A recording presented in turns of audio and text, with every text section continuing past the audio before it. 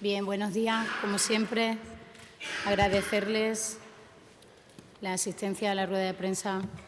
posterior al Consejo de Gobierno y paso a detallarles los asuntos más relevantes. Y en el ámbito de la educación y el empleo, que es por el que hoy vamos a comenzar esta comparecencia, damos hoy luz verde a dos importantes actuaciones para dos municipios de la región que verán mejoradas sus infraestructuras y equipamientos educativos. Dos acciones que se enmarcan dentro del Plan de Inversiones en Infraestructuras y Equipamientos Educativos de Extremadura para el periodo 2016-2020, dotado con 137 millones de euros cofinanciados por los fondos FEDER. Estas dos obras no son las primeras del Plan de Infraestructura y luego aclararé tal extremo. Quiero recordar y contextualizar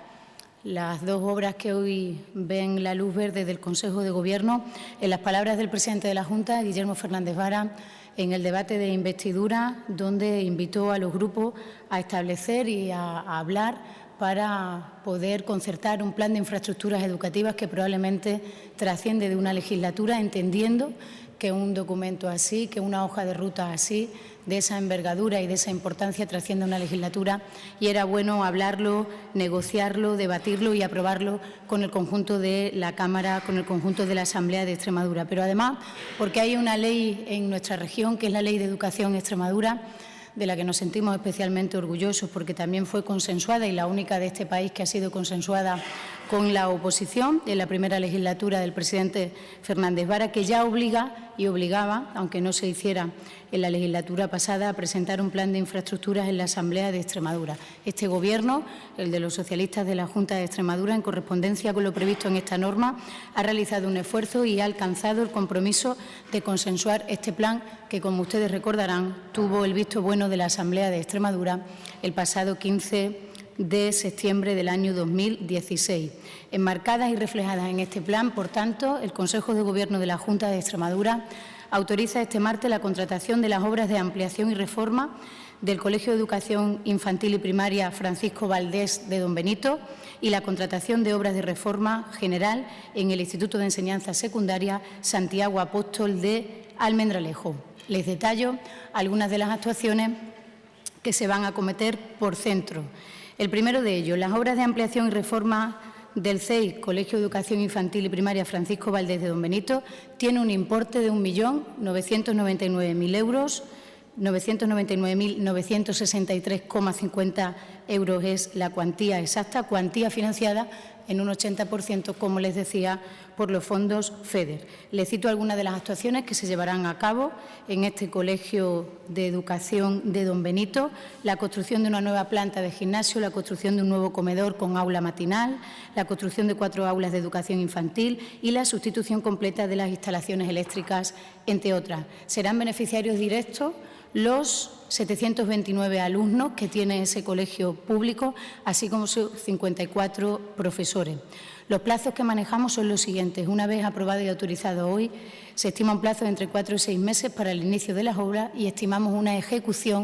plazo de ejecución de 18 meses para este centro. El segundo de ellos, las obras de reforma del IE Santiago Apóstol de Almendralejo, tienen un importe de 1.589.055,13 euros, cofinanciados en un 80% por los fondos FEDER. Algunas de las actuaciones que se van a llevar a cabo en este Instituto de Almendralejo: reforma del taller mecanizado, laboratorio de química, del gimnasio y de los aseos, aplicación de la normativa en materia de accesibilidad y seguridad en el caso de incendio, reforma de las instalaciones eléctricas y calefacción para su adaptación a la normativa vigente y capacidad actual, entre otras. Serán beneficiarios directos de estas obras que se van a acometer en Almendralejo los 842 alumnos que alberga este Instituto de Enseñanza Secundaria, así como los 90 profesores y, por supuesto, en ambos casos, pues el conjunto de los ciudadanos de esos municipios que van a ver notablemente mejoradas los equipamientos y las infraestructuras educativas como inversiones absolutamente imprescindibles para el futuro. Los plazos que manejamos en esta reforma del IES de Almendralejo: se estima un plazo entre 4 y 6 meses para el inicio de las obras y estimamos para la ejecución estimamos un total de 9 meses. Les decía que estas no son las primeras actuaciones que se ponen en marcha desde que el pasado 16 de septiembre del año 16 se diera luz verde al Plan de Infraestructuras Educativas en la Asamblea de Extremadura. Se han ido haciendo muchas a lo largo de todos estos meses. Estas son las dos primeras nominales que recoge el plan y que necesitan de la autorización y luz verde del Consejo de Gobierno. El resto han sido informadas a la Asamblea de Extremadura, donde el pasado viernes la consejera de Educación y Empleo registró en la Cámara Regional, para el conocimiento de sus señorías y también de ustedes, pues ese informe anual que ha de registrarse conforme al cumplimiento de la Ley de Educación y de lo acordado en la Cámara Legislativa, como fue ese plan de infraestructuras. Se remitió a la Asamblea de Extremadura el viernes pasado el informe anual de ejecución del Plan de Infraestructuras y Equipamientos Educativos, y hoy damos luz verde a esas dos importantes obras en Don Benito y en Almendralejo, siendo una prioridad el mejorar los equipamientos y las infraestructuras educativas de nuestra región, pues siempre que gobernamos fue para nosotros una prioridad apostar por la educación. Y en ese sentido nuestra región ha sido líder con los sucesivos gobiernos socialistas en la implantación de las tecnologías educativas en las aulas extremeñas, aquello que aprobamos en el año 2002 y que entonces no muchos entendieron, hoy tiene un gran resultado tantos años después, siendo esta región como es ejemplo para el resto de las autonomías en lo que se refiere a la implantación de las nuevas tecnologías en las aulas y la aplicación de las nuevas tecnologías en el mundo educativo. Y en ese sentido, el Consejo de Gobierno aprueba hoy, este martes, dos actuaciones que se enmarcan en este proyecto, que se denomina Comunidad Educativa 2.0, que tiene pues, el impulso y el objetivo de activar las TIC en los centros escolares y en los hogares extremeños. En primer lugar, hemos autorizado el contrato para renovar las mesas bipersonales de aulas de centros de educación secundaria de la región mediante el suministro de nuevos tableros. El gasto previsto, a falta de conocer cómo se resolverá, se estima en 1.179.130,48 euros, cofinanciados en un 80% por los fondos FEDER. Estas mesas que vamos a sustituir, como ustedes recordarán, ya que desde el año 2002 estamos en esa implantación progresiva de las nuevas tecnologías al ámbito educativo, fueron diseñadas y fabricadas en su día, en aquel entonces, para albergar voluminosos ordenadores, monitores de ordenadores. Ahora resultan funcionalmente inadecuadas en los centros al haberse sustituido estos PC por ordenadores portátiles, por lo que se trata de adaptar el mobiliario a pues, el progreso de la instalación permanente y progresiva de las nuevas tecnologías en la educación extremeña. Esta medida va a alcanzar a 113 centros de educación secundaria, 38 se encuentran en la provincia de Cáceres y 75 en la provincia de Badajoz, con un total de 18.121 mesas que van a ser sustituidas. El plazo de ejecución será de 3 meses, se adjudicará antes del verano con la lógica intención de que el cambio de las mismas tenga lugar en periodo vacacional y, por tanto, no transfiera de ninguna de las maneras en el periodo lectivo a lo largo de los meses que quedan de curso escolar hasta el final de junio. Y, en segundo lugar, y quizás más importante, es autorizar la contratación del servicio de atención al usuario y asistencia técnica para el mantenimiento básico de los sistemas tecnológicos de los centros educativos. El presupuesto de licitación de este contrato de mantenimiento de las TIC en los centros educativos de la región es de 2.027.807,54 euros, cofinanciados con fondos de la comunidad autónoma, con Fondo CEA, Fondo de la Comunidad Autónoma, este contrato para el mantenimiento de las TIC y con un plazo de ejecución de 24 meses. La región cuenta con 840 sedes educativas que hacen un uso diario de una equipación tecnológica que necesita de un contrato de estas características para su buen mantenimiento y, por tanto, para asegurar su buen funcionamiento tanto a los alumnos que lo utilizan como también a los profesores y a las profesoras. En virtud de esta medida, está prevista la contratación al menos de 14 personas, 2 para el servicio de atención telefónica al usuario y al menos 12 técnicos que estarán in situ repartidos por las sedes educativas y por los centros educativos de la región. En la pasada legislatura este servicio no se prestó como tal. De ahí la importancia de remarcar hoy el esfuerzo de esos 2 millones de euros con fondos de la propia comunidad autónoma para lo que entendemos que es imprescindible porque de nada sirve decir, como he dicho yo al inicio de mi intervención, que fuimos pioneros en la apuesta de las nuevas tecnologías y en el uso de las TIC en las aulas educativas extremeñas, si luego no garantizamos que esos instrumentos tengan la perfecta, necesaria y adecuado mantenimiento, y para eso es necesario sacar a licitación un contrato del de las características que hoy les exponemos. En el ámbito del empleo, en el pasado mes de julio del año 16, aprobó la Junta de Extremadura la puesta en marcha del programa Escuelas Profesionales de nuestra región y se efectuaron las primeras convocatorias de subvenciones a entidades promotoras por un importe de 23 millones de euros, del que se han beneficiado o del que han resultado 89 proyectos que en estos momentos están en marcha. En aquel momento lo dijimos, no pudieron aprobarse la totalidad de los proyectos presentados por las entidades promotoras por la no disponibilidad de más crédito para el mismo, por la falta, en definitiva, de presupuesto para poder sacarlos todos. Por eso el Consejo de Gobierno de la Junta de Extremadura aprueba hoy un programa complementario de formación en alternancia con el empleo, que es como el Gobierno de España define a estos programas de las políticas activas de empleo, y establece las bases reguladoras para la concesión de subvenciones destinadas a este programa complementario, que se suma a aquel que vio la luz en julio del 2016, con un presupuesto de 6 millones de euros, financiado de nuevo con fondos de la Comunidad Autónoma, con fondos CEA. La estructura y las modalidades de esta subvención son las mismas, porque es un programa complementario que viene a sumarse al que vio la luz verde en julio. Es decir, hay 3 modalidades: entidades promotoras de los proyectos, alumnados participantes en las prácticas no laborales y entidades promotoras y empresas colaboradoras, donde los alumnos podrán realizar las prácticas profesionales no laborales. El programa complementario tendrá, por tanto, una única convocatoria, pues tiene por objeto recoger aquellas que se quedaron fuera por falta de presupuesto y beneficiará a 360 personas desempleadas, que, sumada a la totalidad de los primeros programas que se iniciaron en el verano, hemos de decir que este programa de escuelas profesionales va a beneficiar a 2.000 personas desempleadas en la región. Por tanto, nuestro esfuerzo permanente y constante de cara a dar posibilidades para entrar en el mercado laboral y para mejorar el mercado laboral en una región que tiene pues una cifra preocupante de desempleo. En el ámbito de la sanidad y de las políticas sociales, la Junta de Extremadura aprueba hoy una convocatoria que creemos muy necesaria e importante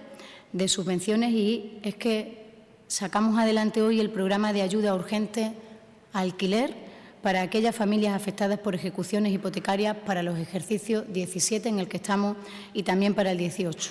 Lo hacemos por un importe de 120.000 euros y los objetivos fundamentales de estas medidas no son otros que aquellos que nos propusimos al inicio de la legislatura y, por tanto, cumplir con la palabra dada por el presidente de la Junta. Posibilitar que las familias afectadas por ejecuciones hipotecarias puedan hacer frente al pago de la renta de un alquiler hasta la efectiva entrega de una vivienda de promoción pública de la Junta de Extremadura. Por tanto, evitar así los desahucios de aquellas familias que no pueden hacer frente al pago en nuestra región. La presente convocatoria, que es novedosa,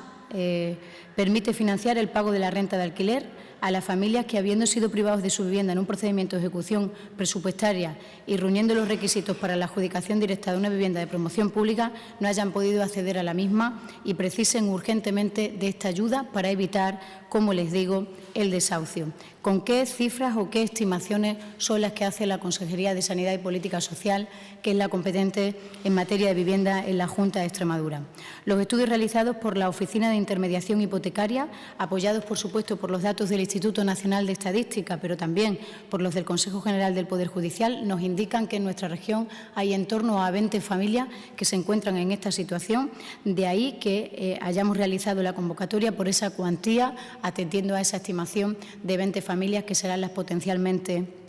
beneficiarias, aunque la palabra beneficiaria en este caso parece que no es muy adecuada utilizarla. Serán esas 20 familias las que se podrán acoger a una ayuda que es urgente para evitar el desahucio de las mismas. El procedimiento será una subvención de concesión directa en convocatoria abierta, es decir, las familias que estén en esa situación podrán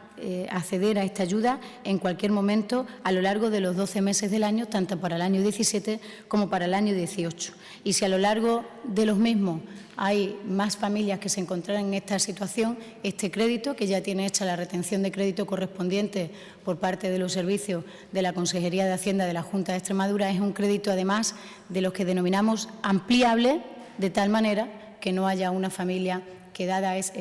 encontrándose en esa difícil situación y situación de emergencia y urgencia, no pudiera hacer uso. No es una convocatoria que vence, es una convocatoria abierta, es una retención de crédito que está dispuesta con un crédito ampliable para ir más allá de esas 20 familias en el caso de que se den. ¿Cuáles son los requisitos económicos de esa familia? Hasta el 100% de la renta del alquiler será subvencionable cuando se trate de familias o unidades de convivencia de 3 o más miembros cuyos ingresos familiares ponderados no excedan del IPREN, y será del 60% lo que se subvencionará la renta del alquiler para familias o unidades de convivencia de entre 1 y 2 miembros cuyos ingresos familiares ponderados estén comprendidos entre 1 y 2 veces el IPREN. IPREN que se sitúa en estos momentos en 532,51 euros. Seguimos avanzando en políticas de vivienda, tal y como dijimos al inicio de la legislatura, para evitar que haya familias en nuestra región que se queden sin casa por no tener unas circunstancias que les permitan afrontar el pago de la misma. También un asunto importante traemos hoy desde la Consejería de Sanidad. El Consejo de Gobierno ha autorizado la contratación de las obras de la construcción del búnker para acoger el servicio de oncología radioterápica del nuevo Hospital de Cáceres por un importe de 1.583.547,81 euros, con fondos también propios de la comunidad autónoma. Teniendo en cuenta que las obras de terminación del hospital en su primera fase van a finalizarse inminentemente y que los gestores sanitarios indican que la unidad de radioterapia debe quedar concluida una vez que estén dichas obras, este contrato es absolutamente necesario para una completa prestación asistencial del nuevo Hospital de Cáceres. Cabe recordar, y hay que decir, que los tratamientos oncológicos del área de salud de Cáceres están concertados con una clínica privada. El nuevo Hospital de Cáceres, cuya primera fase, como les digo, se está concluyendo, es una oportunidad para que estos tratamientos sean realizados por la sanidad pública en el área de salud de Cáceres. La obra del doble búnker alojará los equipos del acelerador lineal, que son los que se utilizan en los tratamientos de oncología, como ustedes conocen.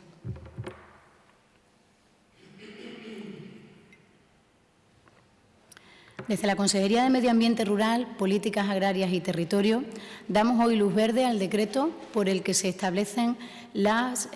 bases reguladoras, el decreto que regula la concesión directa para las subvenciones que permiten gestionar las denominaciones de origen y las indicaciones geográficas protegidas de nuestra región. Conocen que los productos de las denominaciones de origen e indicaciones geográficas protegidas son aquellos cuyas características y atributos poseen una calidad diferenciada superior, que les confiere, por tanto, un valor añadido y que permite que esos productos extremeños sean más competitivos en determinados mercados. Serán, por tanto, beneficiarias de esta subvención la denominación de origen Ribera del Guadiana, Dehesa de Extremadura, Queso de la Serena, Queso Ibores, Torta de Alcázar, Aceite Monterrubio, Gataurdes, Pimentón de la Vera, Cereza del Jerte, Miel Villuercas Ibores, Cordero de Extremadura y Ternera de Extremadura. La ayuda total otorgada consiste en una subvención, como ya ocurrió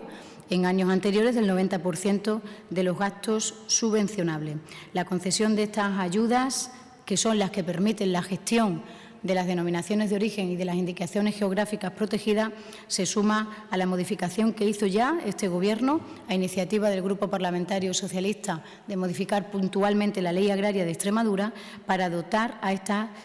para que las denominaciones de origen y las indicaciones geográficas protegidas volvieran a ser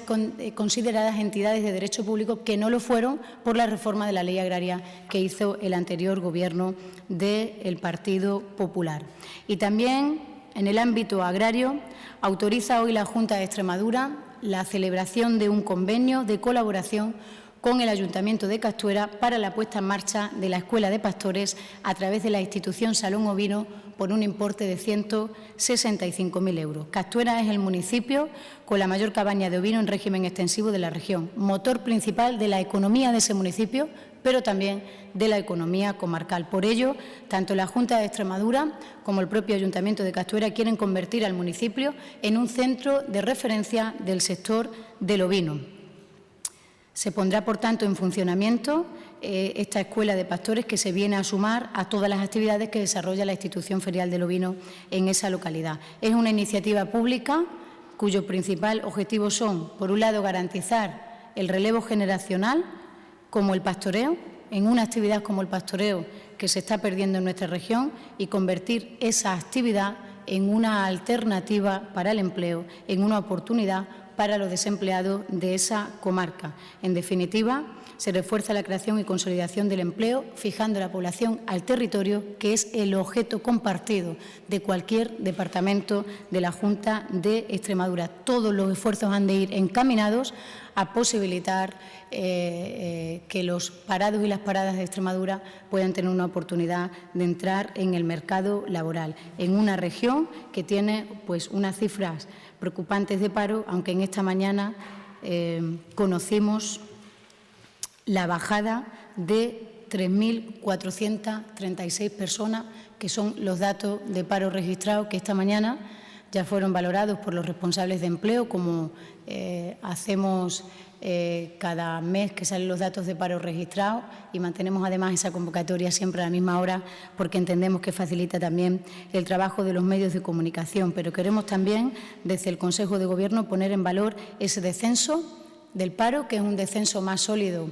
que en las mismas fechas de años anteriores, si se compara con la serie histórica. Queremos poner en valor ese descenso de 3.436 personas en las listas del SESPE de nuestra región, y también poner en valor el incremento de 2.213 afiliados a la Seguridad Social. Y sin alaracas, porque hay todavía muchas personas que están en las listas del desempleo de Extremadura, pero sí que tenemos que poner en valor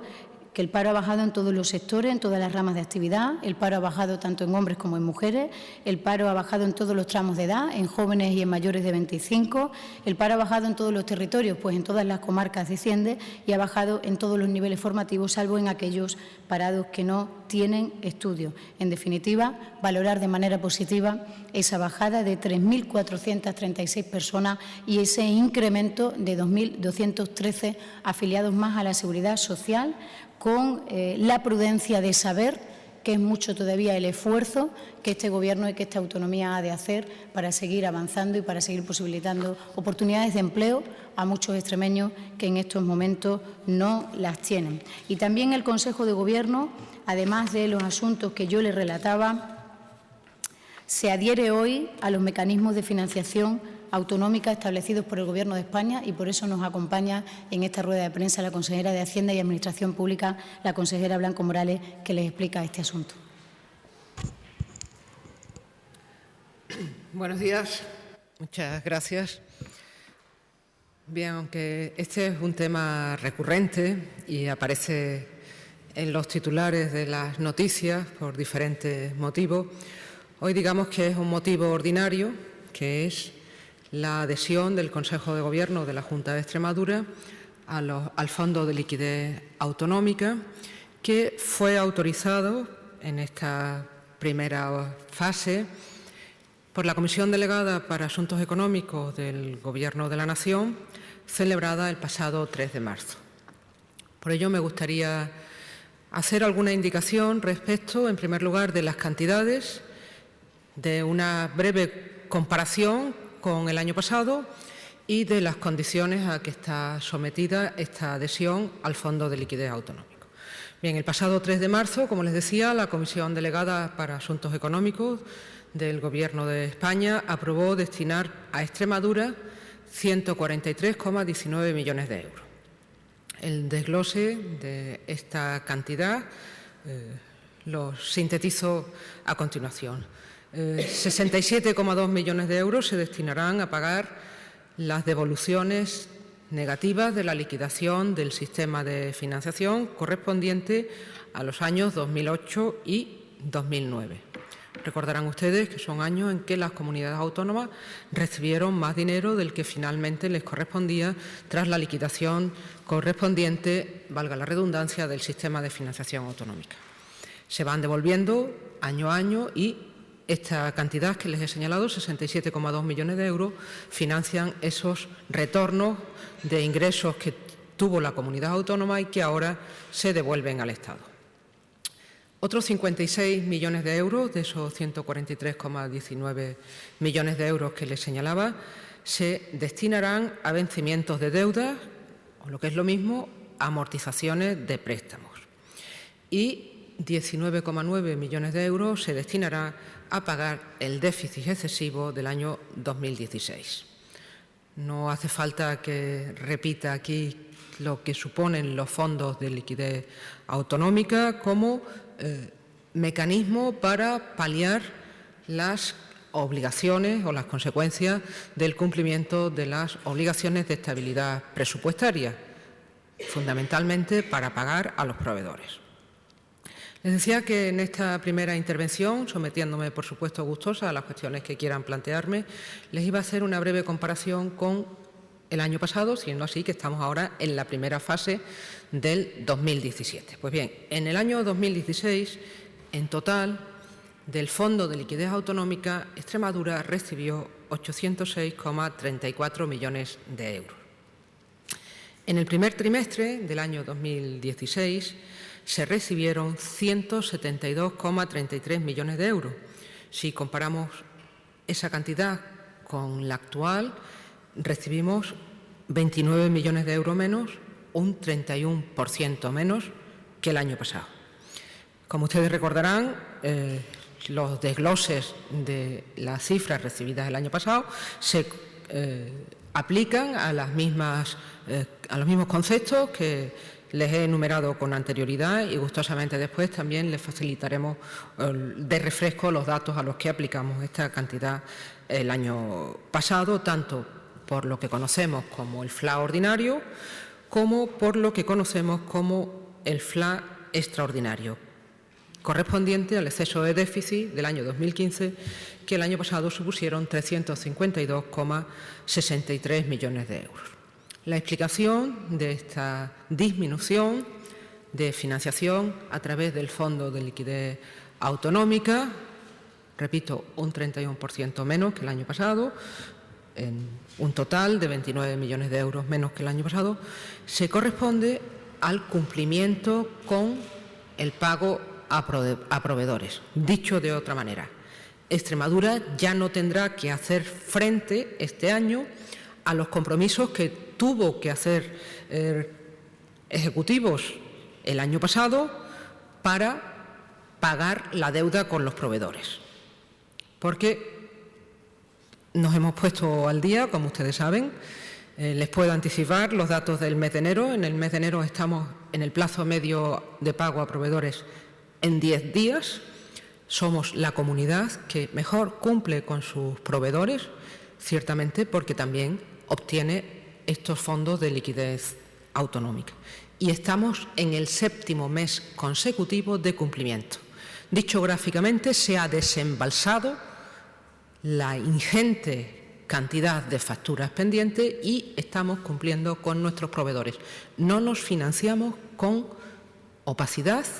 y debiendo a los proveedores de la Junta de Extremadura. Nos financiamos con transparencia y asumiendo los compromisos que supone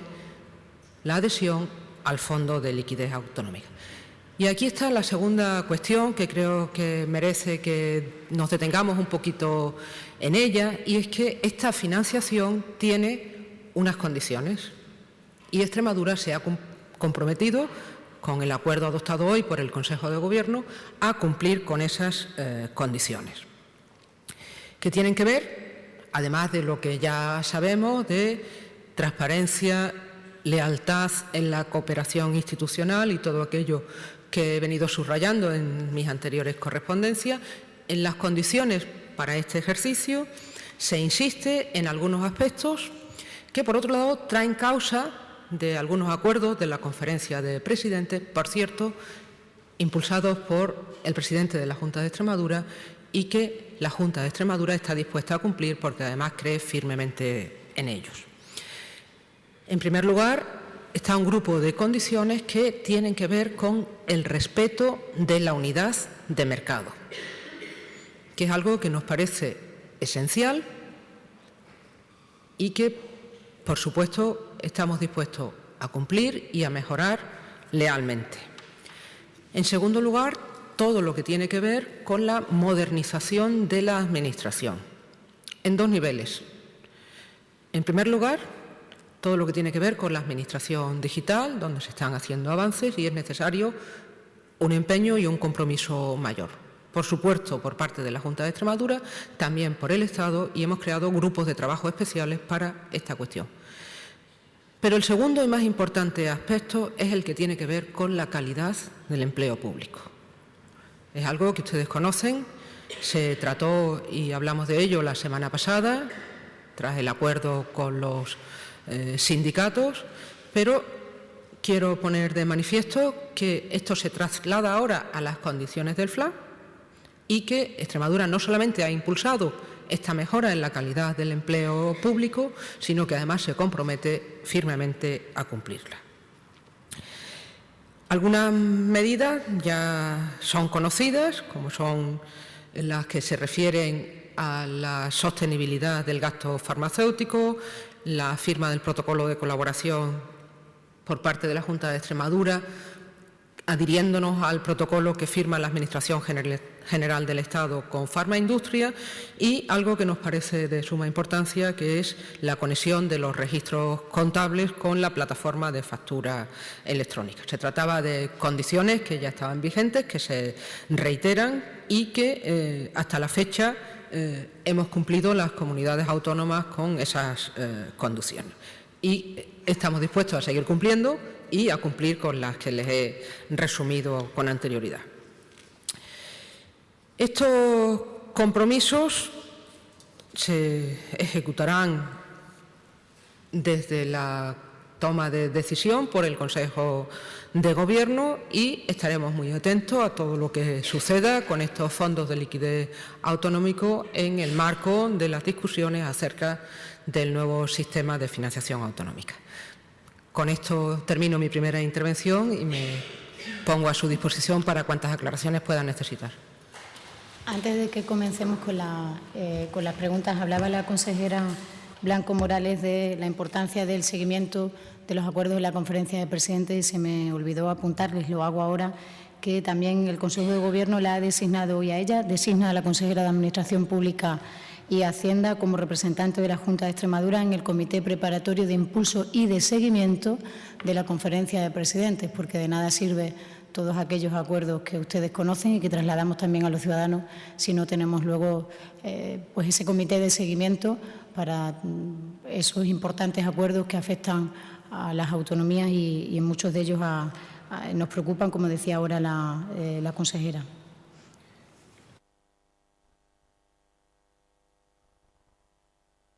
Sí, que no lo tengo aquí en mi referencia. Bien. Antes de proseguir con sus cuestiones, sí nos gustaría comunicarles que por motivos de salud el profesor Pedraja Chaparro ha renunciado a participar como experto en el grupo de trabajo que también fruto de los acuerdos de la Conferencia de Presidentes se constituyó hace apenas un par de meses. En primer lugar, desearle un pronto restablecimiento. En segundo lugar, agradecerle el trabajo que ha desempeñado. Todos conocen su compromiso con Extremadura y, además, su compromiso con este asunto que tiene una complejidad técnica y doctrinal, donde él es un referente no solo para Extremadura, sino también nacional. En la medida en que su restablecimiento se produzca, cosa que deseamos fervientemente, seguirá colaborando con Extremadura para que los debates sobre el nuevo sistema de financiación se realicen ordenadamente. En sustitución del profesor Pedraja Chaparro, el Consejo de Gobierno ha aprobado la designación de la profesora Elena Manzano Silva que también formaba parte de ese grupo de expertos que fue unánimemente constituido en la Asamblea de Extremadura, cuyas conclusiones fueron presentadas y que agradecemos que haya sido tan generosa a la hora de aceptar esta propuesta de designación que se elevará al ministro de Hacienda y que por los mecanismos normales de sustitución llevarán a la integración de la profesora Manzano Silva en este grupo de expertos representando a Extremadura, aunque yo entiendo que los expertos representan a toda España, porque en el momento en que estamos debatiendo un nuevo modelo de financiación autonómica, más que nunca no podemos considerar España dividida en 7 territorios, porque es necesario hacer frente a problemas comunes, como por ejemplo los del gasto sanitario, y enlazo con la primera de las cuestiones que les explicaba, que es precisamente una de las condiciones que debemos de cumplir para la adhesión al Fondo de Liquidez Autonómica. Muchas gracias.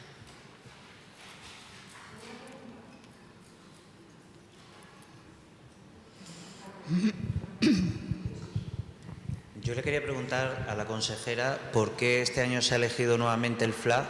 en un escenario de tipos de interés negativos. ¿Qué ventaja tenía el FLA respecto a emitir deuda como se hacía tradicionalmente en este escenario concreto? Bien, las ventajas son de diferente índole. En primer lugar, los tipos de interés del FLA son más ventajosos. En segundo lugar, en el estado de la cuestión de algunos debates interesadamente suscitados por algunos, y bastaría comparar la cifra total que ha recibido Extremadura del Fondo de Liquidez Autonómica con la cifra total que han recibido otras comunidades autónomas que se adhirieron antes, porque así lo consideraron, y simplemente bastaría con decir que las condiciones del Fondo de Liquidez Autonómica son siempre más ventajosas.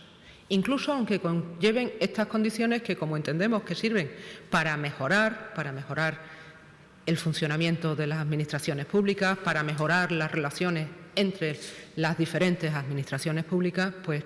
entendemos que es preferible acudir a estos mecanismos de financiación antes que acudir a otros mercados. Entre otras cosas porque nunca subrayaré bastante las obligaciones de transparencia que ello implica, las obligaciones de compromisos con los objetivos de estabilidad presupuestaria que ello implica y, dada la situación en que nos encontramos, estimamos que al menos en este ejercicio y bajo estas condiciones regulatorias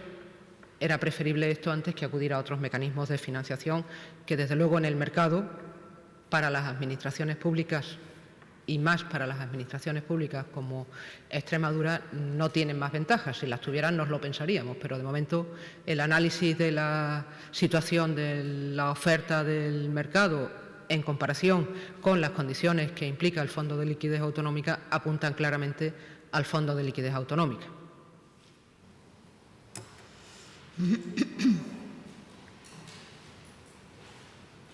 Sí, hoy entran en el Congreso de los Diputados y se presentan los presupuestos generales del Estado. ¿Qué esperan para Extremadura de estas cuentas? Más que esperar, analizaremos en las próximas horas el anexo de inversiones y nos pondremos a trabajar en las justas reivindicaciones que entendemos para esta tierra. Y en ese sentido, el grupo que sustenta este Gobierno y el partido que sustenta este Gobierno, que es el Partido Socialista, pues comenzará desde hoy a trabajar sobre las enmiendas que cada vez que hay un nuevo presupuesto general del Estado en las Cortes Generales hacemos con las justas reivindicaciones que entendemos para nuestra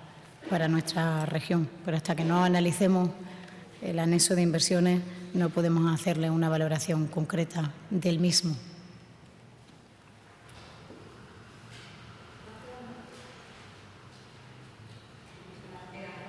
Óscar. Sí, yo le quería preguntar, esta mañana ya se ha producido la dimisión del presidente de Murcia, de Pedro Antonio Sánchez, por estar implicado en algún caso, estar imputado. En ese sentido, ¿cómo ven todo lo que ha pasado? No solo esta dimisión, sino todo el recorrido que ha tenido desde que se conocieron las primeras imputaciones hasta que ya ha dimitido en el día de hoy. Imputado por fraude, cohecho y revelación de secreto del caso Púnica. Pues el devenir de los acontecimientos lo tendrá que explicar el partido político al que este presidente o expresidente pertenece. Nuestra valoración será la que podría hacer cualquier ciudadano sin ser miembro del Gobierno. Dimite tarde.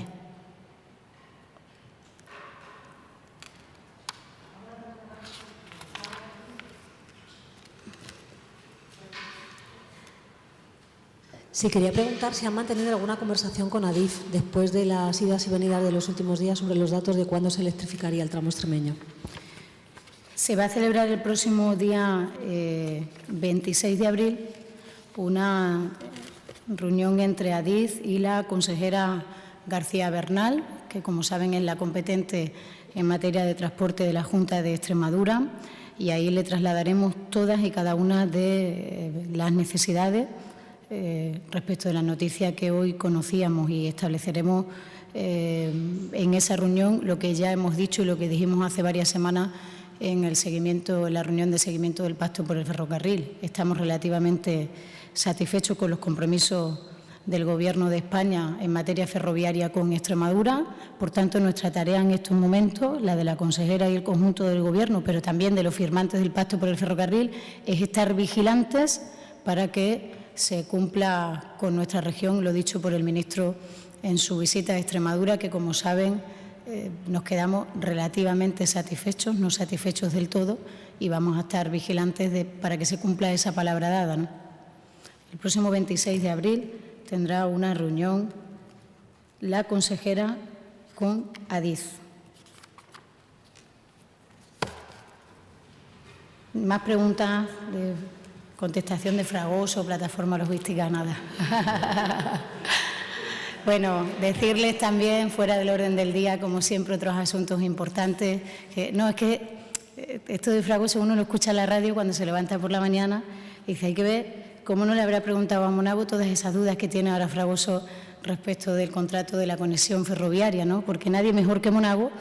para explicarle a Fragoso y a los pacenses por qué en estos momentos la Abogacía General de la Junta de Extremadura tiene que estudiar cómo solucionar la resolución del contrato que ha pedido la propia empresa que ganó la licitación de ese contrato, que se hizo en enero del 2015 y que no tuvo en cuenta a la hora de firmar ese contrato las necesarias cuestiones técnicas precisamente de Adif. Y al preguntarme por Adif se me venía la voz de Fragoso esta mañana en la radio de mi casa cuando lo escuchaba, ¿no? Es decir, el no contemplar las necesidades técnicas, que no eran otras que cuestiones de seguridad y cuestiones de señalización, hizo que no se pudiera sacar adelante el proyecto, y eso ha supuesto un incremento de más de 1,5 millones de euros, lo que ha hecho que la empresa diga a la Junta de Extremadura, usted resuelva el contrato, y ahora la Junta de Extremadura, esta Junta de Extremadura, sí va a tener en cuenta, como no podía ser de otra manera, con una actuación diligente, que es para lo que estamos aquí, esas consideraciones de señalización y esas consideraciones de seguridad. Por tanto, entiendo que el regidor pacense, atendiendo a las cuestiones de seguridad y de señalización, no tendrá ninguna duda de que este Gobierno sacará adelante cuanto antes mejor en las próximas semanas esa cuestión que está todavía por resolver y que tanto le preocupaba en esta mañana. Y dentro de unos momentos que tendremos la Junta de Portavoces en la Asamblea de Extremadura, el Gobierno, la Junta de Extremadura, impulsará el debate monográfico donde el presidente de la Junta de Extremadura va a exponer en la Cámara Autonómica esa estrategia de nueva filosofía de región, como entendemos que es nuestra estrategia de economía verde y circular. Extremadura verde y circular es lo que el presidente va a exponer allí. Ya fue firmado hace varios días dentro del marco de la concertación social, y creemos muy importante y necesario la aportación del arco parlamentario de todas las fuerzas políticas. Por tanto, vamos con mucho interés y con mucha receptividad a ese debate para poder mejorar el texto con todas las propuestas de resolución que los grupos parlamentarios quieran hacer el próximo jueves. Muy bien, muchas gracias. Gracias.